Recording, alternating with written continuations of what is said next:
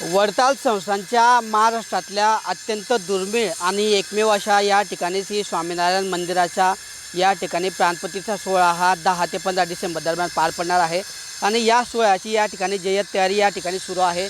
आपण जर या ठिकाणी बघितलं तर ज्या ठिकाणी स्वामीनारायण यांच्या मूर्तीची प्राणप्रतिष्ठा केली जाणार आहे त्या मंदिराचं या ठिकाणी तयारी जी आहे नक्षीकाम असेल किंवा वेगवेगळी तयारी असेल ही अंतिम टप्प्यात या ठिकाणी आहे। तर दुसरं म्हणजे या ठिकाणी सर्वात देशभरातले म्हणता येईल आपल्याला की भारतातली सर्वात उंच अशी 54 फुटाच्या हनुमानाची मूर्तीचा सुद्धा या ठिकाणी प्राणप्रतिष्ठा सोहळा पार पडणार आहे आणि त्या मूर्तीचं सुद्धा या ठिकाणी बांधकाम असेल किंवा वेगवेगळी तयारी या ठिकाणी अंतिम टप्प्यात आहे आणि अशा पद्धतीने हा सोहळा आपला महाराष्ट्रातला एकमेव असा सोहळा या ठिकाणी ठरणार आहे। नेमकं या ठिकाणच्या या स्वामीनारायण मंदिराचं वैशिष्ट्य काय आहे, या हनुमानाच्या मूर्तीचं वैशिष्ट्य काय आहे, या सर्वांची माहिती आपण या ठिकाणच्या या स्वामीनारायण मंदिर संस्थानचे विश्वस्त नयन स्वामी महाराज आपण त्यांच्याकडून घेणार आहोत। काय सांगणार महाराज, या ठिकाणी हा सोहळा पार पडतो आहे, नेमकं आपले जे मंदिर आहे मंदिराचे वैशिष्ट्य काय आहे, त्या ठिकाणी जी स्वामीनारायणची मूर्ती या ठिकाणी स्थापित केली जाणार आहे तिचं वैशिष्ट्य काय आहे, कारण महाराष्ट्रातलं एकमेव असं हे मंदिर म्हटलं जाते। हे स्वामीनारायण संप्रदायाचं महाराष्ट्रामध्ये आणि स्वामीनारायण संप्रदाय वडताल संस्थानमध्ये सर्वात सुंदर मंदिर आहे।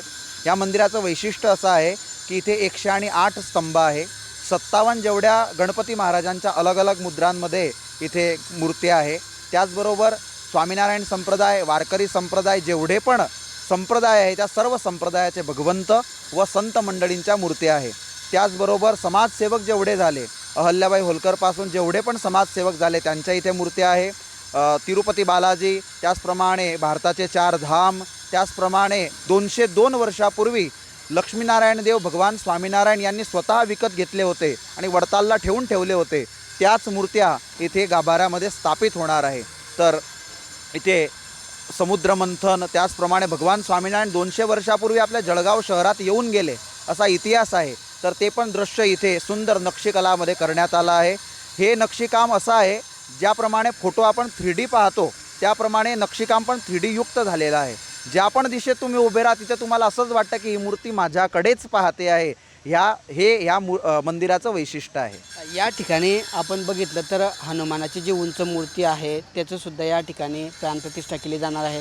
नेमकं या मूर्तीचं काय वैशिष्ट्य आहे? या मूर्तीचं वैशिष्ट्य असं आहे की भारतामध्ये सर्वप्रथम ब्लॅक ग्रेनाइटची 54 फुटी ही सर्वप्रथम मूर्ती आहे।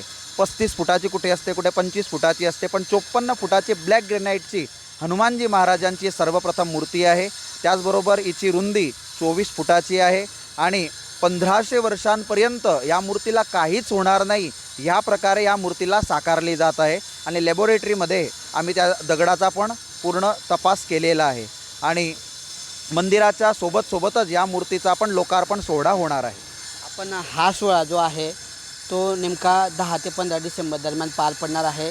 या सोहळ्याला नेमका आपल्या देशभरातून किती संत महात्मे उपस्थित असतील किंवा मंत्रीगण, मुख्यमंत्री यांची या ठिकाणी उपस्थिती राहणार असल्याची शक्यता आहे? स्वामीनारायण संप्रदायाचे संत 1000 पेक्षा पण जास्त त्यांची उपस्थिती राहणार आहे।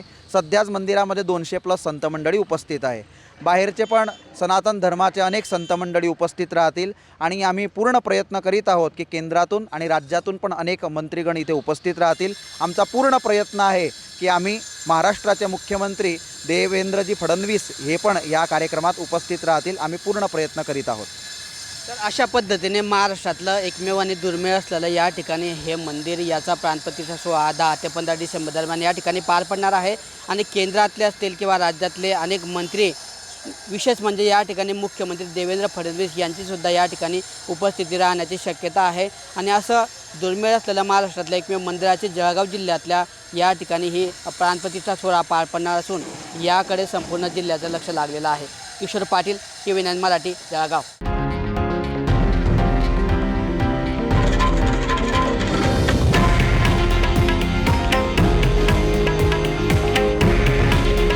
हे आहे देशातील नंबर 1 न्यूज नेटवर्क आणि आपण पाहत आहात TV9 मराठी। काळजी तुमची, हित महाराष्ट्राचं।